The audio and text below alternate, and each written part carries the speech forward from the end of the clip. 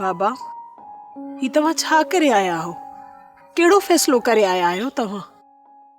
मां उन वांदे अध मगज़े सां मां कीअं शादी कंदसि बाबा? इन खां त बेहतर हुयो त तव्हां मूंखे पंहिंजे हथनि सां ज़हर ॾेई मारे छॾियो हा।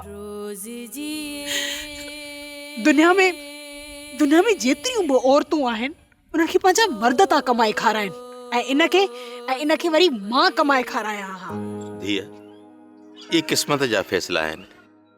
इन ते इंसान जो इख्तियार न आहे हलंदो बाबा। ये फैसला धरती ते न आसमान ते थींदा आहिनि। बाबा इहो फैसलो तव्हां जो ऐं मामा तगे जो आहे। बाक़ी चवंदा आहिनि न ज़ोर आ गया त वाकई ज़ारी आहे।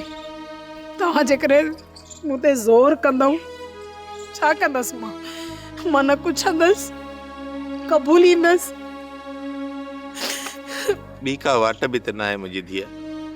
हालात असांखे बंद घिटीअ में बीहारे छॾियो आहे। इन फैसले खे तक़दीर जो फैसलो समझी कबूल करे छॾ मुंहिंजी धीअ। इहो ज़ुल्म आहे, इहो नाहक आहे। हिकु शख्स जेको मूंखे हिकिड़ो टको ई नाहे पसंदि, मां हुन सां सॼी ज़िंदगीअ जो सवाल आहे बाबा। सॼी ज़िंदगीअ जो मां सॼी ज़िंदगी उन शख्स सां कीअं गुज़ारींदसि जेको मूंखे पसंदि ई न आहे।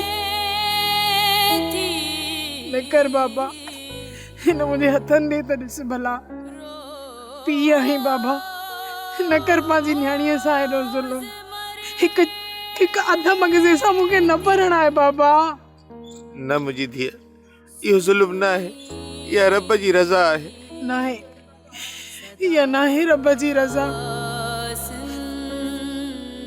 इहा तव्हां जी रज़ा आहे, नाहे रब जी रज़ा। ठीकु आहे, जेकॾहिं तव्हां जी रज़ा आहे त मां इन रज़ा खे क़बूल थी कयां। तव्हांजे ख़ातिर, तव्हांजी इज़त जे ख़ातिर मां इहो ज़हर जो ढुक भरण जे लाइ तयारु आहियां। मां क़बूल थी कयां।